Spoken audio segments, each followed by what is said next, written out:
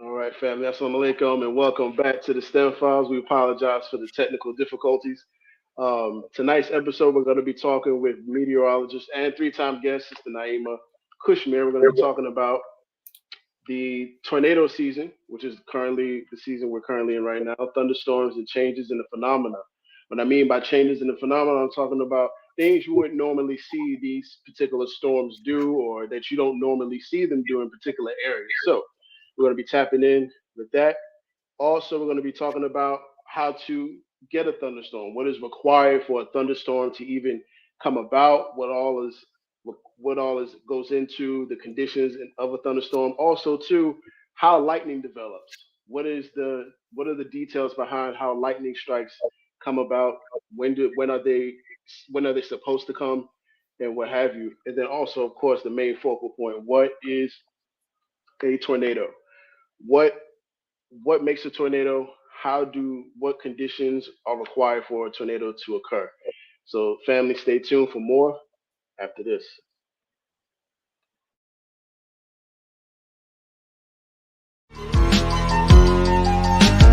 You believe in these false prophets, I say I bet he lying. No football, New York City Giants. Girl dad, rest in peace to Kobe Bryant. When we teaching our babies, we teach them heavy science. Heavy science. Heavy science. When we teaching our women, we teach them heavy science. Heavy science. Heavy science. When we teach men, we teach them heavy.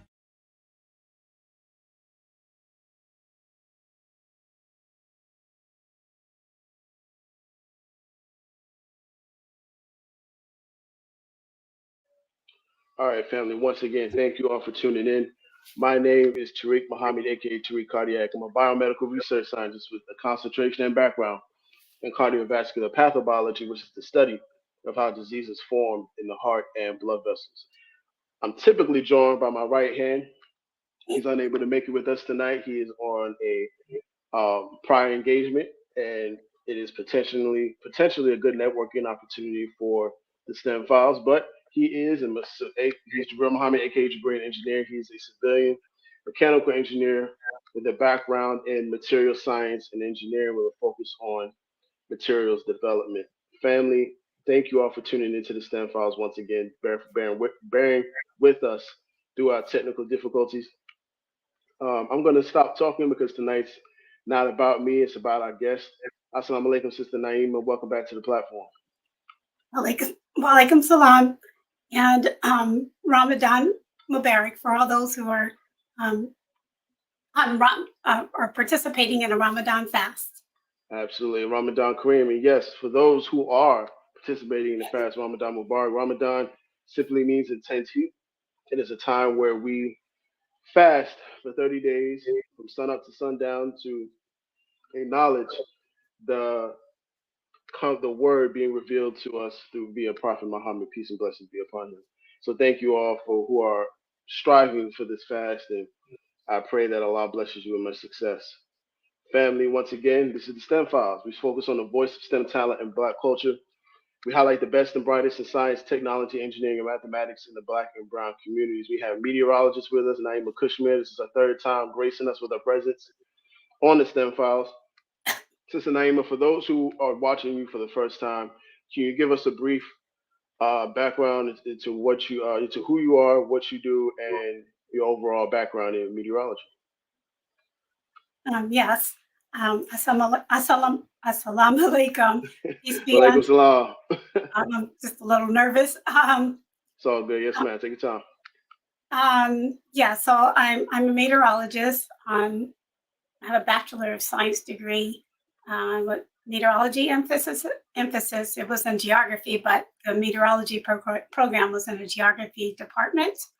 So I do have like many years of forecasting experience. I was with the National Weather Service prior to, so now I'm just on my own right now, doing other things, but still following the weather because the weather is my passion. It's something I've been interested in since I was a young child. When I was 10 years old, I knew that I wanted to be a meteorologist. So that's where we stand. So yes, I'm very fascinated with the weather, and I stay with it every day. Something I look at every day. Yes, ma'am. And I'm glad you are fascinated with the weather because a few weeks ago you reached out to me and you asked, with it being tornado season coming up, or we are currently in um, tornado season, you wanted to come back on the platform to discuss, you know, things in relation to tornadoes, thunderstorms, and what have you, right? So, what was it about the current tornado season that we're in that made you want to come back and discuss it? Excuse me. It wasn't just about the current season. It's just that it's um, there's tornado season. We have a tornado season every year. Um, so but we have seen with the weather becoming more extreme, and I knew that at the time when I talked to you, I knew that the tornado season was going to ramp up because it ramps up and it tends to peak in May, and then it starts going down. So I knew it was about to ramp up, and it has. And Right. so I figured that it would be a good idea um, to talk a little bit about tornadoes, so that the audience can have a better understanding about tornadoes, because understanding is a key, because once you understand and have a background, you can you can make more intelligent decisions, and it takes out, I guess, the scary factor and Right. the mystery. Because I mean, I was actually, when I was very young, I was afraid of thunderstorms, and Like most children, right? yeah, I was very afraid of thunderstorms, and but once I started learning more about thunderstorms, that fear went away. I was a child and I just read whatever I could about thunderstorms. And that's when I learned about tornadoes. And then I started having nightmares about tornadoes because I was afraid of tornadoes. But I said, okay, I'll just learn more about tornadoes. And that took that fear away. And same thing with earthquakes. I was horribly afraid of earthquakes. I've been in an earthquake more than once. So, but learning about them takes away that fear, and it is scary. I'm not going to say it's not scary. Like if you see a big tornado coming at you, that's scary. Oh But yeah, for anybody. yeah, and being in an earthquake is scary. But knowing that, having a knowledge and how, about these things, helps you. You can, make better decisions and prepare for these types of events if you know more about them. Okay, cool. So what we're gonna do, family, for those who are watching, we're gonna do a presentation, and Sister Naeemah is gonna go into the science of thunderstorms, the science of tornadoes, lightning, all of those different things, because a lot of people don't realize how connected thunderstorms and tornadoes are. And tonight's episode, we're gonna really clear some things up. And like our sister said, hopefully it will not only I'm not going to say it will remove the fear, but it'll help you understand better. And when you understand things more, you can prepare for them better. So there was something I wanted to ask you before we went into that. But it'll come back to me. So let's go ahead and get started. Do you have your presentation ready? Yes, let's let me bring it up here. Okay, just let I'm me gonna know, and I'll put it on the screen. okay. I'm gonna share the I'm gonna okay, there we go.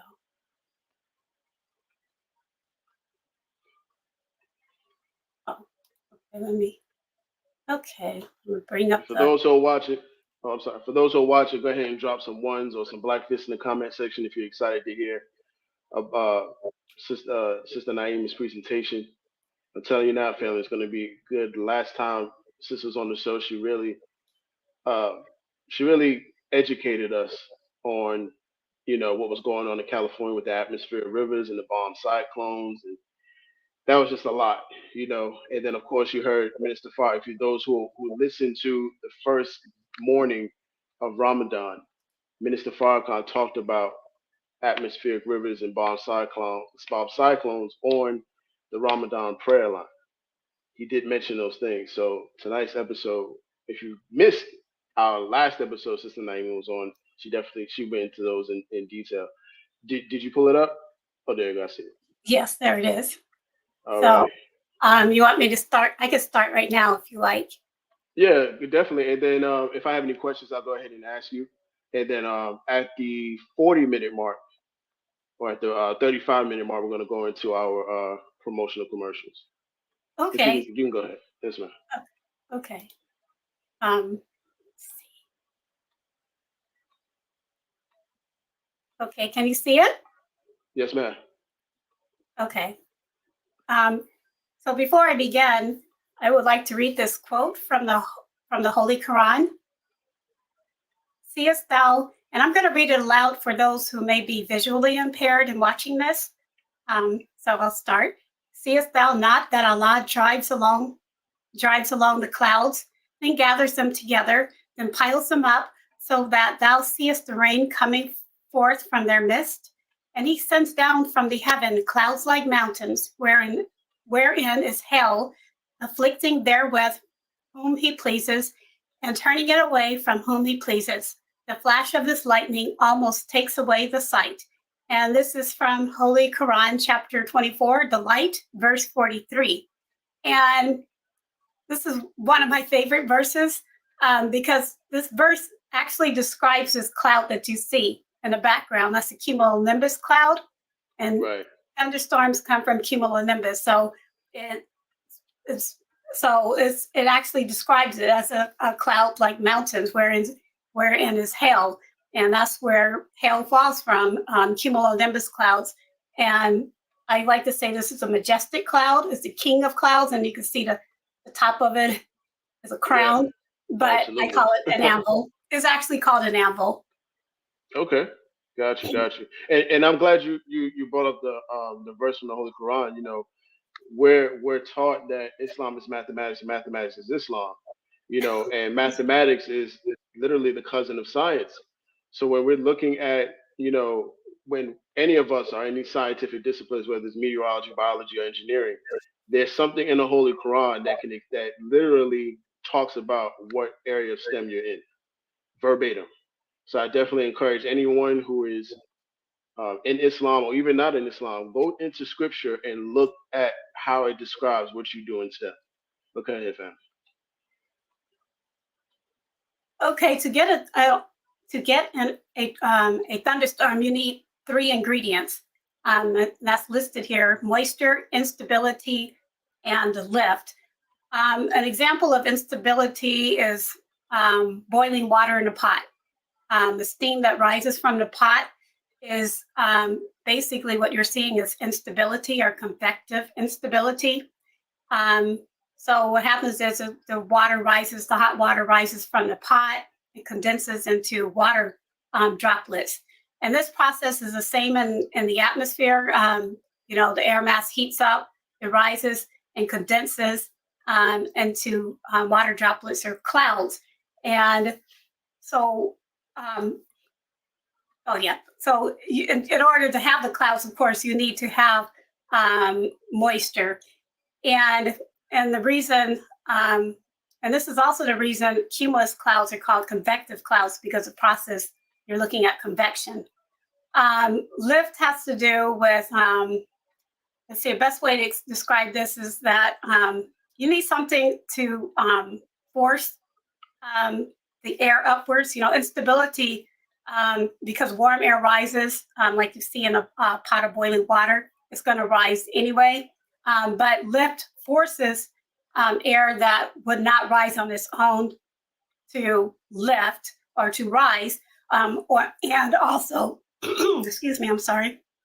It also lift will cause air that's rising to continue to rise, because it's like I would say like picking up an infant. An infant can't lift itself up, so right. You're forced. You have to pick up the baby gently, of course.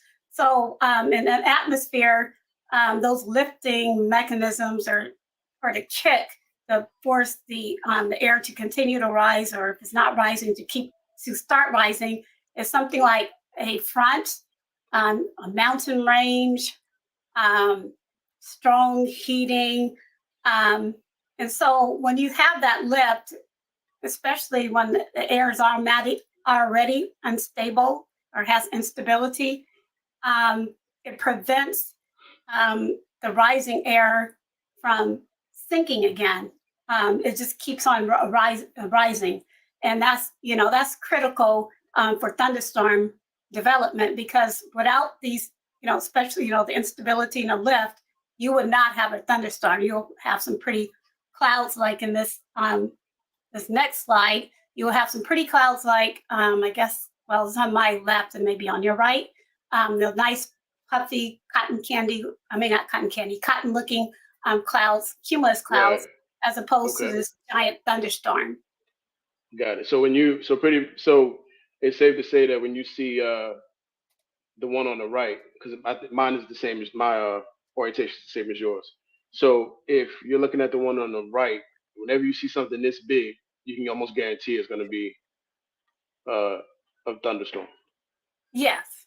Okay. So yeah, if you see that a cumulonimbus cloud, you're definitely going to get a thunderstorm, because cumulonimbus clouds are the only clouds that produces lightning and thunder. Okay. The other clouds don't. So you could have some instability in the atmosphere. You may just get some few puffy cumulus clouds, or that don't do anything, or you may get a shower, but you're not going to get a thunderstorm unless you have all three of those ingredients, because the air has to continue to rise until, through a deep layer, and it has to get into regions where it's really cold, where there's where you can form ice, icy regions as the air mass, so that you can get the thunderstorm, because the lightning needs that.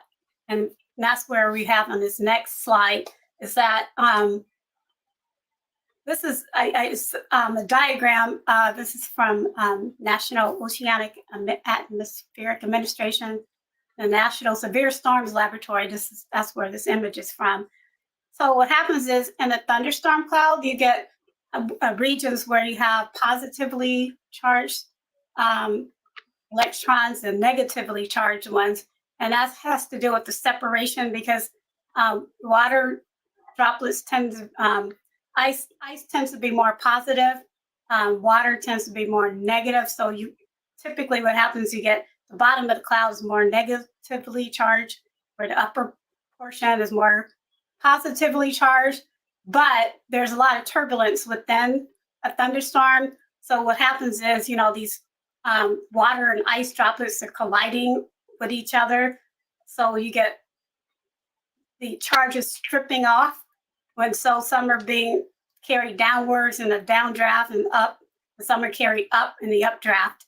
And then when a lightning bolt forms, like say for instance a positive strike, leader strike, it's going to travel towards a region of negatively charged particles within the cloud. Okay. And so, I'm sorry, go ahead. Yeah, so thunder is just the rapid expansion of heat, that's generated by the lightning strike. So, contrary to a lot of movies, you will always see lightning, the flash of lightning, before the boom of thunder, because light travels so much faster than thunder. So it's not going to happen at the same time where you're going to hear thunder first or see the lightning. It doesn't work that way.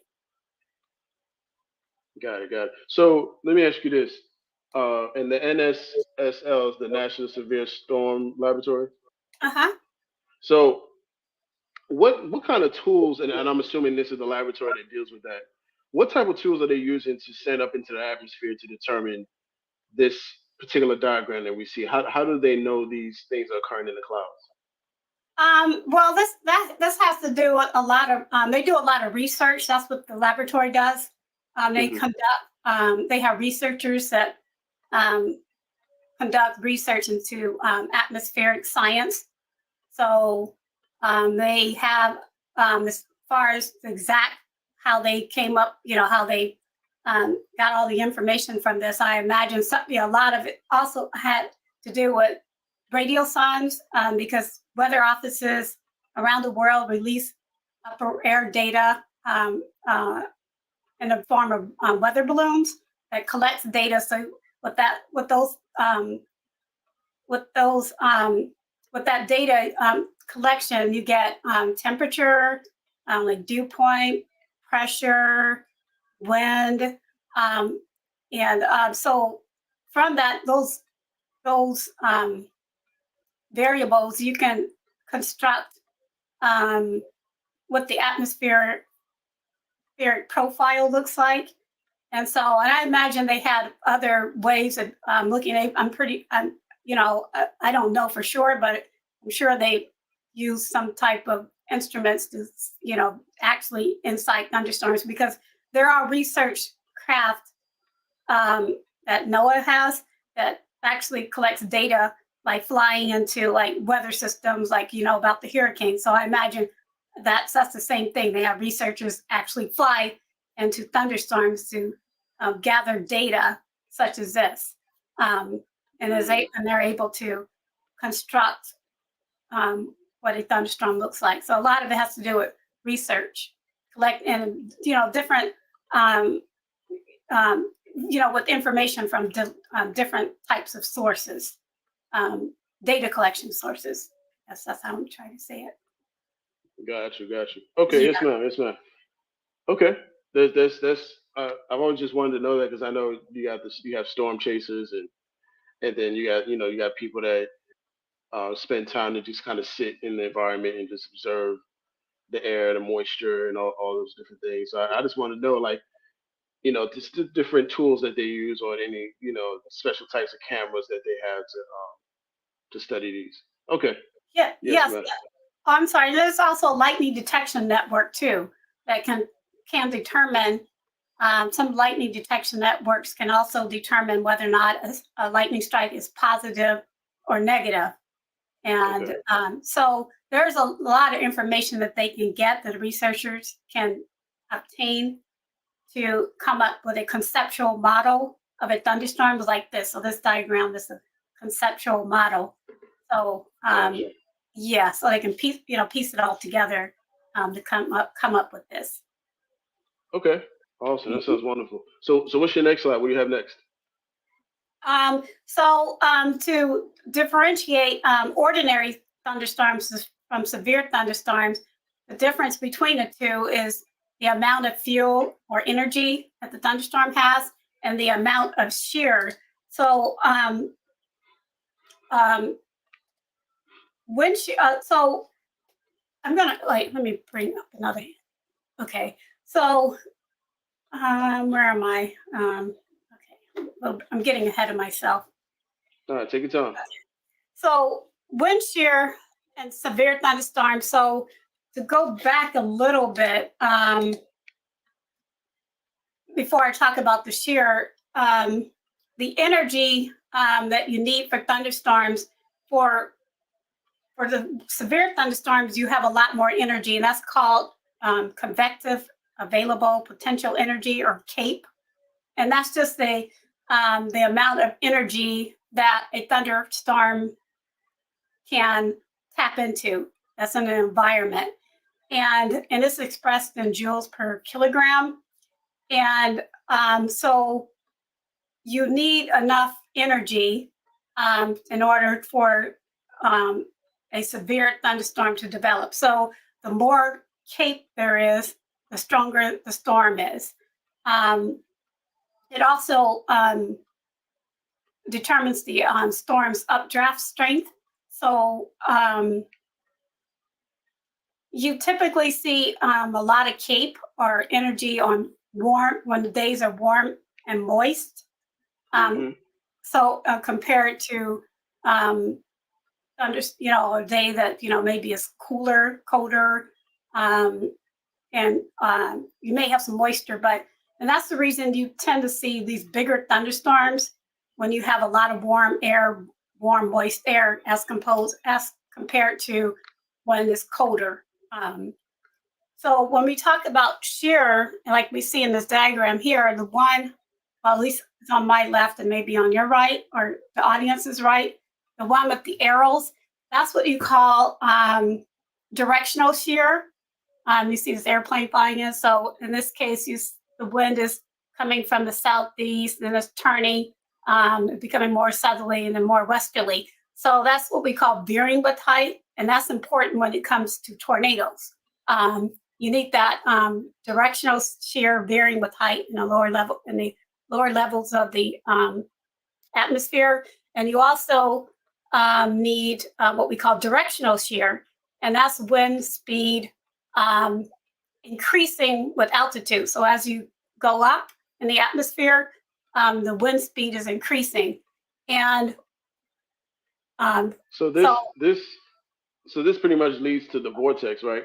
Or the that spinning, the way the tornado is spinning is because of, like you said, the shear winds having uh, that rotating, uh, the direction. The winds are having to needing to have. They need to be able to rotate, and they need to be able to go in a certain direction and a certain speed. Correct? yeah, so yeah, the shear cause, yeah, that's the shear. You're right. The shear is what creates the rotating, causes the air, the air to rotate, and you need that because the reason it's important is because you get a very strong thunderstorm updraft that's also rotating, and when you get that, it prevents, because in a typical thunderstorm, a non-severe thunderstorm, you have an updraft that's weaker. All thunderstorms have some shear to them, but what differentiates a regular, ordinary thunderstorm and a severe one is that the severe ones have much stronger shear as opposed to the ordinary ones. So what happens is when you get a thunderstorm and it's horizontally rotating at first, but when you get an updraft developing around beneath one of these horizontally rotating tubes of air, it gets stretched and eventually it becomes tilted vertically. And what happens is you get a cyclonically rotating updraft, and that updraft is very powerful, and that it keeps downdraft or air that's rain cooled air from actually cutting the updraft off from this warm moisture source, because that's what you need. Again, it goes back to the Cape, where you need to continue to feed the storm warm moist air, because that's the fuel for the storm. And so it also shear plays a part in how long a storm lasts as well. So as long as you have shear, the storm will keep going, and that's where you get into the idea of supercells, which is coming up next. Gotcha. Yes. So. I'm sorry. So this is a tornado. This is a picture. This is that was taken back on May of 1982 in Oklahoma, and so going back to what I was saying, you have this horizontally rotating tube, and what happens is when you get an updraft, it gets pulled up and stretched, and now you have on my left a cyclonically or counterclockwise rotating tube, and that will become your updraft. And that's what keeps the thunderstorm going, because these rotating thunderstorms are much more powerful because they keep a storm going. They also are responsible for large hail. And then, there are also certain types of shear environments are more favorable for strong winds.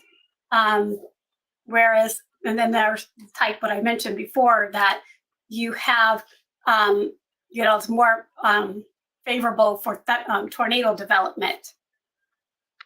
But I would like to say that with tornadoes, there are different types of tornadoes. What I'm going to focus in on is what the tornadoes that we have been seeing in the news recently, or what the tornadoes associated with supercells or rotating thunderstorms. Land spouts and water spouts are also a type of tornado, but their process in which they develop are different. In fact, you don't even need a thunderstorm to get a land spout or a water spout. So those are a little bit different, but I want to focus more on the ones that produce, the major damage that we've been seeing on the news, and that's okay, yes, ma'am. And just to kind of comment on the water spouts and land spouts, right? The and this is something that you can answer. I'm just kind of thinking about it. The violent aspect of the tornado, as compared to the spout, is very different, right? The violence or the strength of a tornado, does that have anything to do with the fact that these do stem from thunderstorms, and the thunderstorm itself is already violent, and that's why a water spout may not appear that way because it's not stemming from the same type of storm? Yes, because the land spouts, water spouts, they're typically not, they're not actually not typically, they're not associated with rotating thunderstorms. Right. So you don't have a lot of shear. Most of the shear, you have shear, but it's beneath the cloud level. So what happens is when you get a land spout, water spout, whether you notice it or not, it tends to spin up from the ground towards the cloud, the base of the cloud, and the base of the cloud. You see the like in a water spout, you see the water swirling around the air that's rotating up towards the cloud. So you do see something. The same thing with land spout, you'll just see dirt, branches. You can get like an EF1 land spout, but you're not going to get like an EF5 land spout because, again, you don't have that rotating updraft or anything like that. It doesn't become that powerful. You don't have a lot of what we call cape, and you don't have a lot of shear. And they don't last very long. And they tend not to move very fast either. Unlike unlike the mesocyclone or supercell tornadoes. Gotcha. So I'm sorry, I'm looking at I'm looking at my notes to make sure I'm not missing anything. So let's go to the next slide here. So this is what we call a supercell. As you can see, if the audience, you have audience members in the Plains states, they are probably familiar with seeing something like this. This is a mesocyclone or supercell or rotating thunderstorm. This is a cumulonimbus. It's just a special type. So you do have. It looked like the wheel sitting up in that. Huh? Looks like the wheel sitting up in there. Yeah. Yeah, the fact that a lot of storm chasers call these clouds a mother. I've heard them refer to them as a mothership. So yeah, so because that's what they look like. And seeing one in person may look scary because you can see the cloud rotating, there's lightning coming out of it. But all supercells do not produce tornadoes. And again, you have to have other ingredients. Some just produce like large hail or damaging wind, but not all supercells produce tornadoes. But the big tornadoes, they come from supercells. So this is a really gorgeous picture. There are different types of supercells. And I forgot to mention there are different types of thunderstorms too. You have the ordinary, you have the multi-cell. The multi-cell comes in clusters or lines, and then you have the supercell. And supercells, you have like the low precipitation supercells. If you live in Texas, you're familiar with that, or especially West Texas, parts of Oklahoma. And then you also have what we call the classic supercell, and then the heavy precipitation supercell. And they don't look totally, identical, especially when it gets to the heavy precipitation supercell. So they do have, their appearance varies, but you can expect to see something rotating coming at you that looks scary. That's the supercell. Okay. Before we continue, we gotta do our promotion. So family, the flagship product of the Nation of Islam, both myself and Sister Naeemah are registered members. And the flagship product of the Nation of Islam is the Final Call newspaper. So, family, go ahead and check out this quick commercial break on the Final Call newspaper.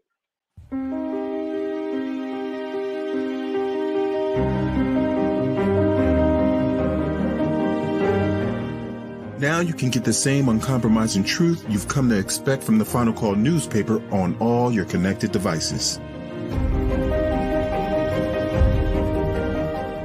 Subscribe to the Final Call Digital Edition today. Go to subscribe.finalcalldigital.com. Peace. This is Naeemah Cushmeer, a future architect, and you're watching The STEM Files.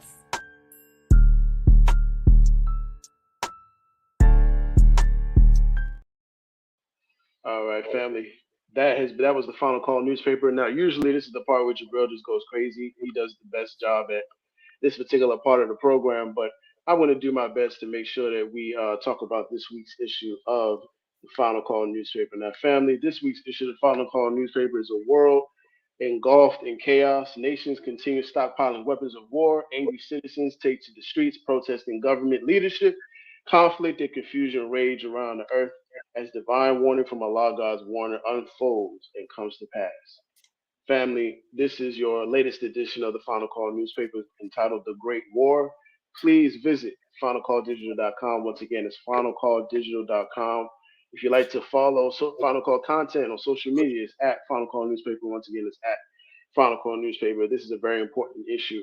All issues of the Final Call newspaper are important, but this particular issue is another piece to the War of Armageddon aspect of the Honorable Minister Louis Farrakhan's lecture. The War of Armageddon has begun. Family, whether you are Muslim, Christian, whatever you believe, everybody can see the world unfolding in front of us on all of these media platforms. You know, whether it's social media, whether you're watching the news on TV, the world is coming apart. There's nothing to debate there. If you don't believe it, that's fine. But it's falling apart. And hopefully, you know, you would take heed to the Honorable Minister Louis Farrakhan's words, especially in his lecture entitled The War of Armageddon has begun. So please check that out. So let's get back to the STEM files. We have enhanced Fujita scale. Am I pronouncing that right? Yes. So yes, I just want to mention because make sure everybody knows that you can't look at a tornado and know that, you know, you have no idea of the strength of a tornado just by looking at it. So I've seen like, you know, on, you know, like in social media sites where someone will say, oh, that's an EF3 tornado, but there has been no damage surveys or anything. The only way they can determine whether or not it's an EF0 versus an EF3 or an EF5, they have to go out and survey the site where there has been damage. And that's what you see in this graphic here. It tells you. So I'm sorry, I don't mean to interrupt. So when people say F, EF, or F5 or what have you, they're talking, the F stands for Fujita. Yes. And Okay. the E stands for enhanced because Dr. Ted Fujita, he developed the original Fujita scale to rate tornadoes. Because it was, it was necessary a tornado be rated. So in recent years, I think it was like 10 years ago, I think, it was updated because, construction, because when it was created, I think it was like in the 1970s when it was the original Fujita scale was developed. So construction has changed since then. So they had to update it. And so that updated version is called the enhanced Fujita scale. So I think maybe it was about 20 years ago, something like that, 10 to 20 years ago. It was updated, and the updated version is called the enhanced Fujita scale. And so when I go out, do a survey, they look at things, these indicators, and after they look at the indicators, they can assign a rating to the tornado, and then it also gives you how strong the winds were with the tornado. So as you can see in the picture, so again, excuse me, again, you can't just look at a tornado and say, oh, that's an EF2 tornado. That it doesn't work that way. Because sometimes tornado may look really impressive, but it, is maybe a weaker tornado, So you just can't look at a tornado and say, oh, that's what it is. Gotcha. Yes. And so I thought it was important that we mentioned tornado safety, because especially for those in the audience who live in an area that is prone to tornadoes, the important thing is if you're inside, to go to the lowest floor in an interior room, preferably a room like towards the center of the house, away from the exterior walls. And also you need to make sure that room does not have windows. And you should make sure you have something to cover your head, like pillows or seat cushions from your couch or a bicycle helmet to protect your head. And what else? I was going to say something else about that. Also, this is what I want to mention. Also, especially if you live in an area that's tornado prone and they put out a severe thunderstorm watch, and they tell you that there's more likely to be nighttime tornadoes. It would be a wise idea, not to sleep in your normal bedroom, where you normally sleep, and make sure you sleep in that room that's in the lowest floor, interior room without windows. That's in case there's a tornado warning or tornadoes coming towards you. You would be, you would have some protection if you're asleep, because, if you're asleep, you may miss the warning. And it was sad because I read about this case. It was an Arkansas tornado. This poor lady, she was, they found her, she was in bed, and she died. The tornado destroyed her house. So she never got the warning. So that's wow. Yes. So that's something to keep in mind. Like, if you're in the area and they're like, oh, we're probably expecting tornadoes at night, I would not sleep in where you normally sleep in your, what we call the safe room. And that would be on the lowest floor, interior room without windows. And automobiles are not safe, and you can't outrun a tornado. It may look like it. Because sometimes these thunderstorms are moving 50 miles per hour or more. And so they, when you see it, you may think you have time, but they're moving a lot faster than you think. And tornadoes, especially the strong ones, they can easily toss a car, and you don't want to be in a car that's being tossed by a tornado, lifted, thrown, because, and they can, I've seen pictures of automobiles that have been, flattened. Right. Completely flattened. So you don't want to be in something like that. Sheds, mobile homes, and trailers are also not safe. Those are not safe places because, again, tornado can easily pick them up, turn them over. And if you live in a mobile home or trailer, I would find a sturdy place that you can go to that's nearby, sturdy building. But really, what mobile home parks and trailer parks should have, I'm not sure why they don't, especially in areas where there are tornadoes. Seems like they would have a shelter, one of those storm cellars or tornado shelters for the residents to use, like, more than one, so make sure there's enough space for everybody to put in. But it sounds like they don't, but seems like something that they would have. They would just have for these mobile home parks, trailer parks, where people can go to be safe. And I have a link at the bottom there where you can go to for more tornado safety tips. Okay, and for those who are watching, I put Sister Naeemah's email in the caption, so if you want to reach out to her that way to get the link, you can also do that. Also, I wanted to ask you, Sister Naeemah, when you first started studying the weather and you were reading about tornadoes and I'm talking about from the time you were a child, right? What was it Yes. about? Did you ask yourself, why did these things exist? Like in terms of like thunderstorms and tornadoes, like did you ask yourself like why? What type of instrument is this? Like as a child, did you ask yourself that? I've asked more like the purpose. Hmm. Like maybe that's what you're getting at, the purpose. Yeah. Yes, Why? ma'am. And so, you learn, they, they do have a purpose, they're, because you're taking energy from one place, excess energy from one place, and then putting in an area where there's less energy. So it's a way of restoring balance in the atmosphere.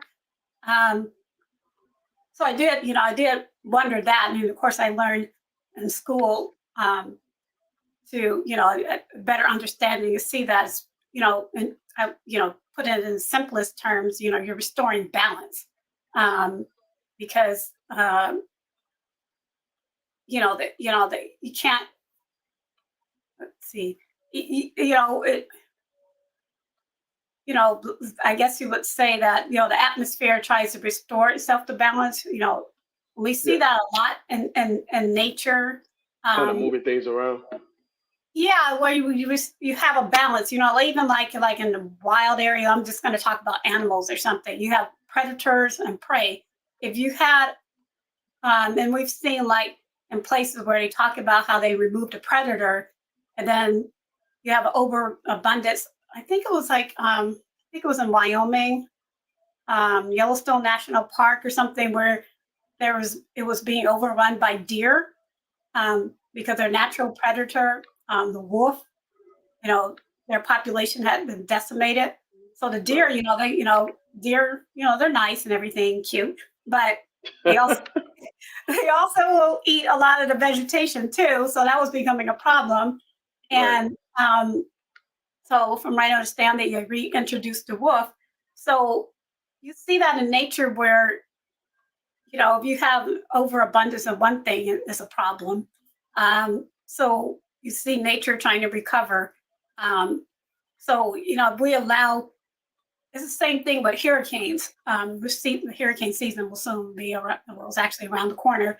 Um, you see that with hurricanes, it's a way to also get rid of excess heat, because otherwise, if you didn't have hurricanes, basically the subtropical regions will get hotter and hotter. The poles will get colder and colder. So there's a way to distribute that heat because, um, hurricanes, they start off with a cluster of thunderstorms. Right. And Right. It's like yeah, grabbing one piece of energy and then placing it into another part of the earth. yeah. So Okay. you're transfer of heat. So where you have a deficit, and heat is energy. So you're Right. transferring it from higher regions to higher areas of energy heat to lower regions, so that you keep things in balance. Otherwise, it would not be a pleasant place to live. Earth wouldn't be very pleasant if there wasn't any mechanism for balancing things out in nature. Mm. And It's we, that. I mean, Uh, yes, we see that now in society where, um, you know, where in society where there's a uneven, where, for example, where there's a lot of um, injustice, or where people, um, you know, or things are not working well for the people. What happens is you get an imbalance. Um, I remember the minister talking about this once. He was talking about, imbalance, how injustice and oppression creates imbalance. And, you start thinking, you know, um, your thinking becomes imbalanced, then you start engaging in imbalanced behavior. So it's the same thing. You can apply it to, like, with human beings as well, where you have to, that's even within our natures. We have this light and dark, but it has to be kept in check. The dark, so to speak, the dark side, so right. that Right.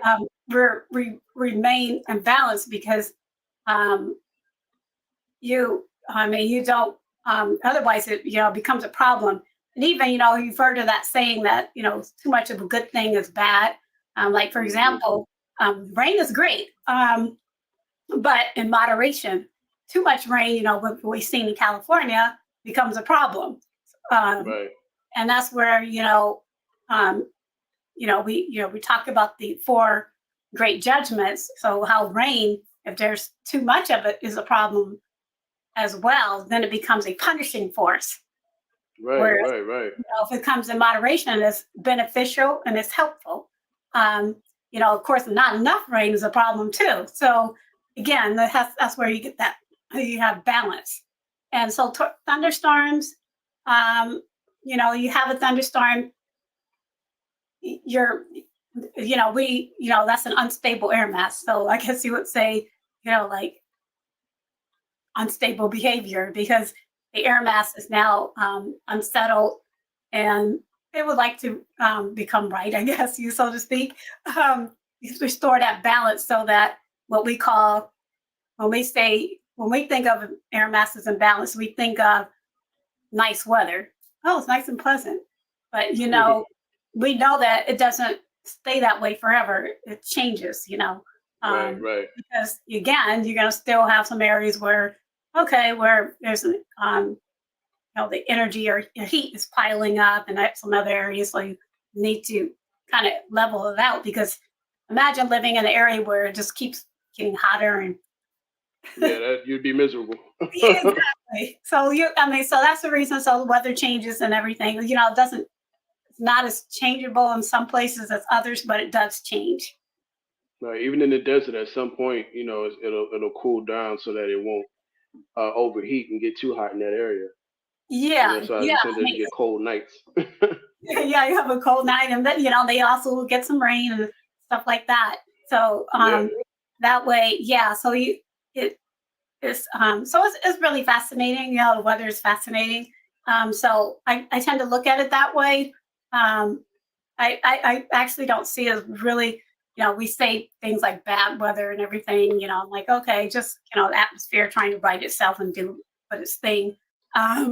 So it's not really bad. We see it as bad weather because we see it as like, oh, it's destructive and everything. It's like tearing up our homes and everything. That's it's terrible when your house gets torn up and everything.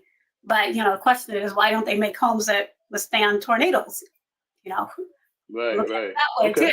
Like, why do they build homes in tornado places or tornadoes? Right. What's the point? Right. Exactly, or hurricanes. Okay. So so you can look at it that way too. So the weather is neither, it doesn't have a moral character to it. But we give those terms good or bad or something like that. But there's yeah. yeah. Yeah, they treat storms like they're from Satan himself and what have you. But it's like you said, it's a way for the earth to it's a way for Allah to balance out the earth. Yeah. And if there was no balance, it'd be a lot worse situation. So, and because they're so destructive in what they do in terms of tornadoes and hurricanes and earthquakes, particularly tornadoes and hurricanes, because they're so destructive, people's thoughts on what these things are truly doing go by the wayside. So I'm glad we had you on here to kind of shed some light on it. We're actually at the hour mark, so we're gonna go ahead and kind of wrap some things up with this with the presentation. Did you have anything else that you like to talk about? Well, yeah, I was just gonna mention hell because of one of the four great judgments, real quick, if that's Yes, ma'am. okay. Yeah, absolutely. Okay, so that's the next slide, and I'll read this for those who may be listening or who are maybe visually impaired. It's a quote from the book of Exodus, chapter 9, verse 18. This is from the King James Version. Behold, tomorrow about this time, I will cause it to rain a grievous hell, such as hath not been in Egypt since the foundation thereof until now. What I noticed in the Bible, there's like little more than a dozen verses about large hail, and those verses are kind of scary. And I'll have to let the audience look them up because, yeah, they're just kind of scary. I'm like, oh my gosh, these are like scary. So the criterion for large hail that the National Weather Service uses is 1 inch diameter or larger. So you can see the person, the hailstones that somebody's holding. They fall into the largest, into the severe hail criteria. And for some trivia, I'm going to look at this. The largest hailstone in the USA happened in Vivian, South Dakota on July 23rd, 2010. It weighed almost 2 pounds, had a diameter of 8 inches with a circumference of about 18 and a half inches. In other words, it was the size of a volleyball. Imagine volleyball size hail falling down on your head. And the last fatality from hail happened in Texas back in 2000. A man was killed by grapefruit size hail. So we mentioned before about the updraft strength, and I'm going to quickly go through this. This is a path of a hailstone. So we go through one, and it gets caught up by the updraft. It gets carried, collects some more water and ice and everything, gets thrown out of the updraft into the downdraft, and then it may repeat the cycle, or you see the 1 and 2 just going around in a circle before it eventually takes a path of 3, and that's where you have a lot of your heavier precipitation occurring, and when it gets too heavy, it falls to the ground. So this looks almost like that lottery wheel, where it spins, it spins the balls, and then certain balls come out, after it completes a full spin or what have you.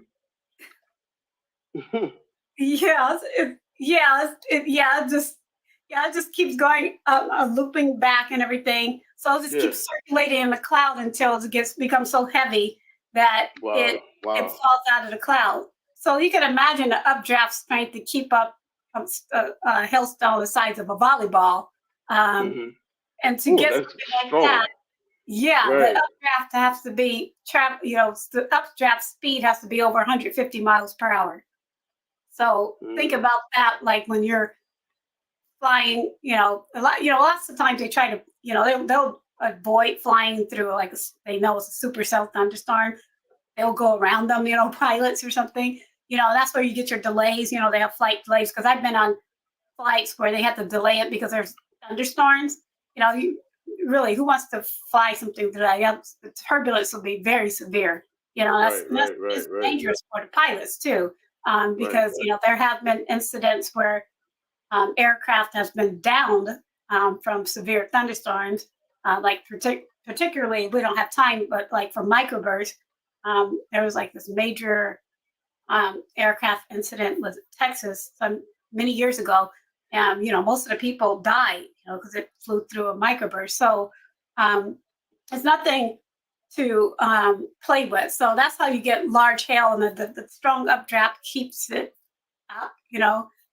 circulating in the storm, and then when it gets too heavy, gravity pulls it out, it just falls out. And again, you don't want something like that hitting your head. No. Yeah, here are some pictures.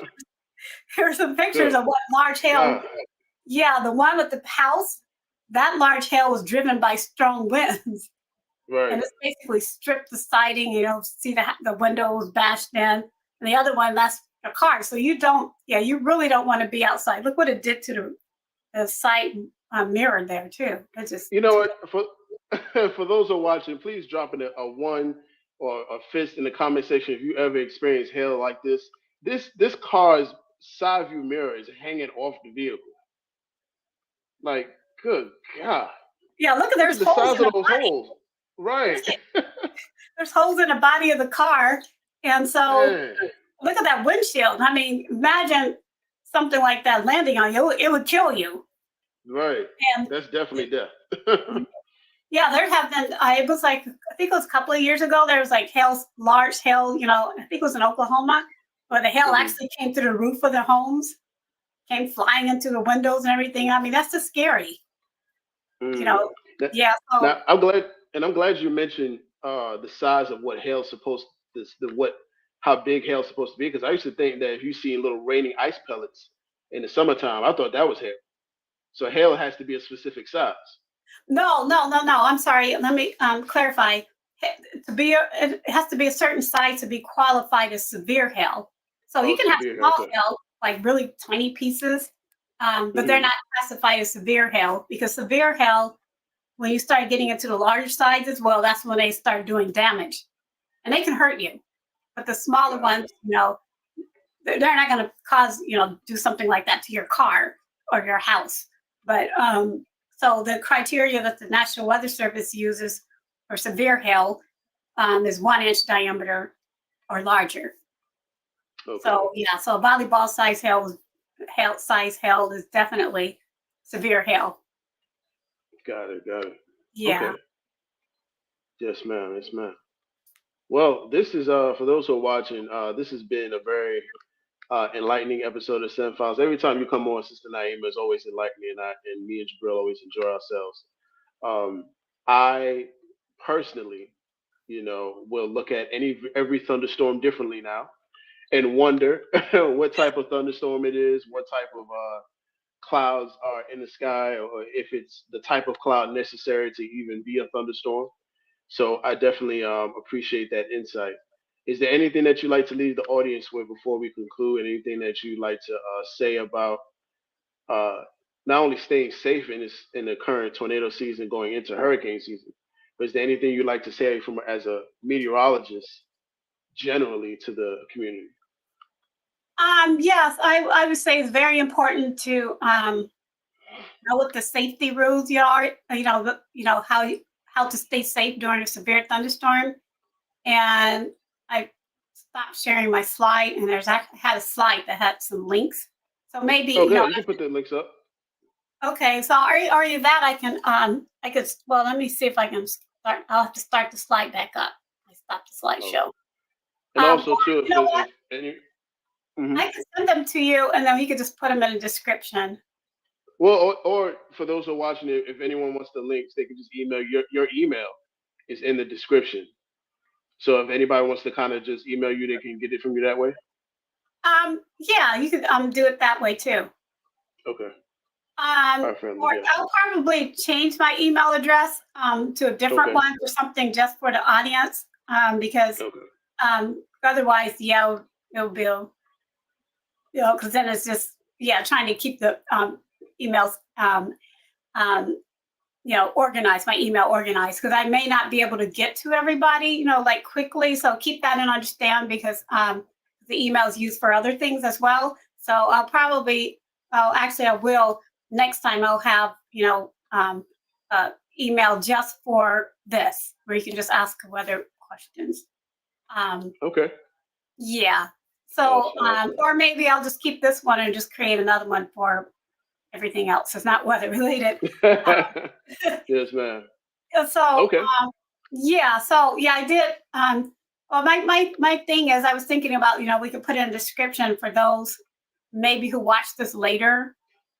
Well, I guess maybe they can, well, they can always do it that way as well. So, but if you go to weather.gov, there's a lot of education information on that site. That's the National Weather Service site. So they have a lot of educational resources where you can look up, how to stay safe. So mainly for thunderstorms, if you see a thunderstorm coming, it's on the way, just go inside because you don't want to get struck by lightning either. So there's a lot of things, and stay away from windows because windows are, a lot of people like to stay on. Ooh, let's watch the storm. If you see a tornado coming, it's not a good idea to run outside and start filming it. Or worse, I saw somebody on a rooftop recently filming a tornado. I'm like, no, that's not a good idea at all. Because remember, tornadoes have all sorts of debris, and that debris can be lethal because it's being spun around like who knows how fast, and you don't want it hitting you. So So yeah, the best thing to do during a thunderstorm is to go inside, stay inside, and you can. Another thing to keep in mind is you can get struck by lightning inside your home. That usually happens because if your lightning strikes your home, it'll travel through like any like metal, through metal, Right. like it includes your plumbing. So like probably not a good idea to take a shower. I'm going to take a shower. There's a big old thunderstorm going on. No, that's probably a bad idea. But you're safe on your cell phone. So there's certain things, yeah, because lightning has struck people inside.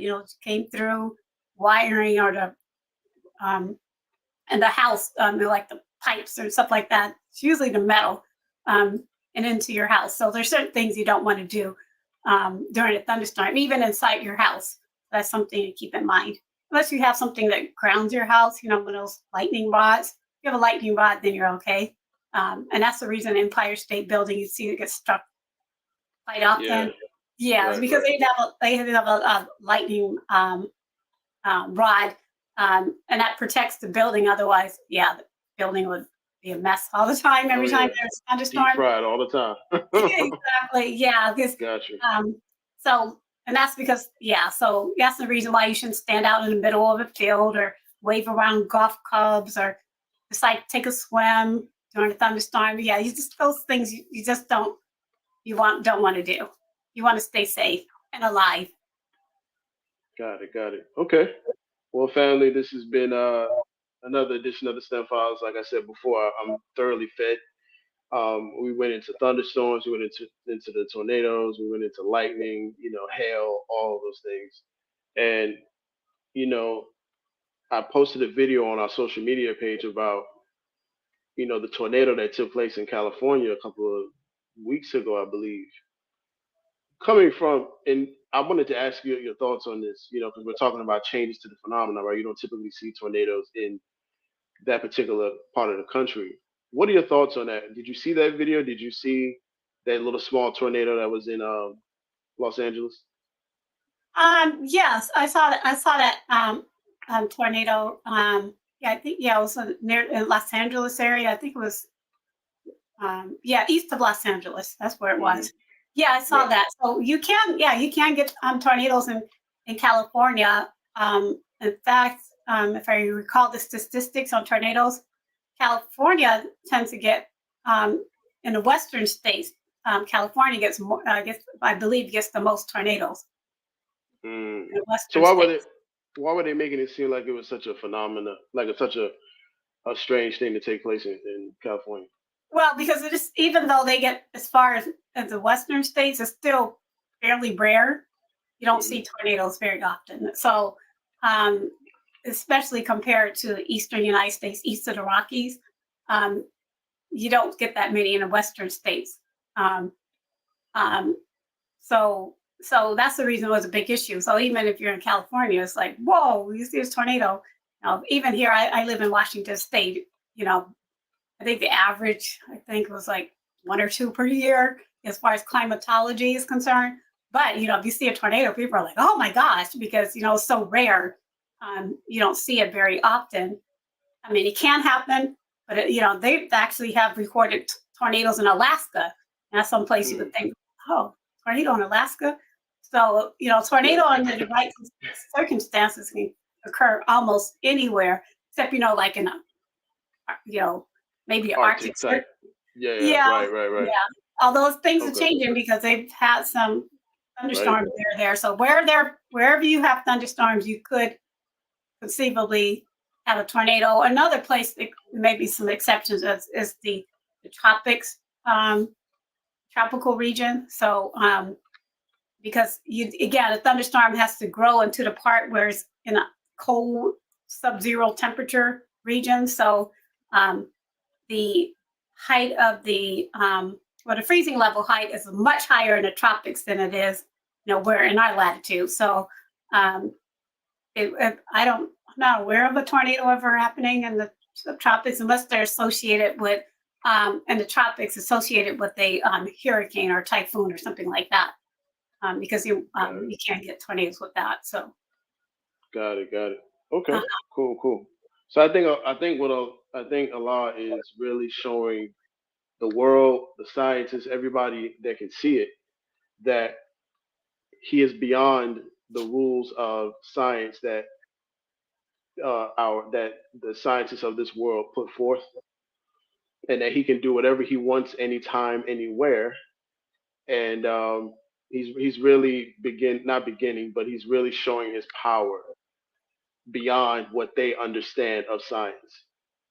So I think a lot that we have scientists, of course, in our community, both in Islam and outside of Islam, who can come onto the platform and really go beyond the science and incorporate um, God and faith into what we're talking about. So thank you for joining us You're this welcome. evening. Thank you. Yes, ma'am. And we look forward to having you back on again for another edition of the STEM Files. This is your third time on. Like we always say, whenever you come on, this is your platform. So whenever you want to talk about something, of course, you can come back when we're in the heart of hurricane season, like maybe June or July or something like that, and we can talk about hurricanes. What do you think? Yeah, I know I had people ask me about clouds. So maybe before hurricanes, we can talk about clouds. So I believe hurricane season will start ramping up in June. Okay. So we could talk about clouds before then. Absolutely. Because there were quite a few questions about clouds. So yeah, we can talk about hurricanes after that. That would be good timing.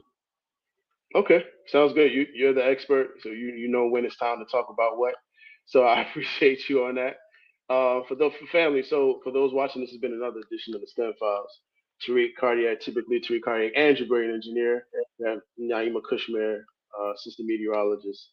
Very, very, very highly intelligent sister. And we are always thankful to have her on. Family, thank you for tuning in. This has been another edition of the STEM Files. Peace. Thank you.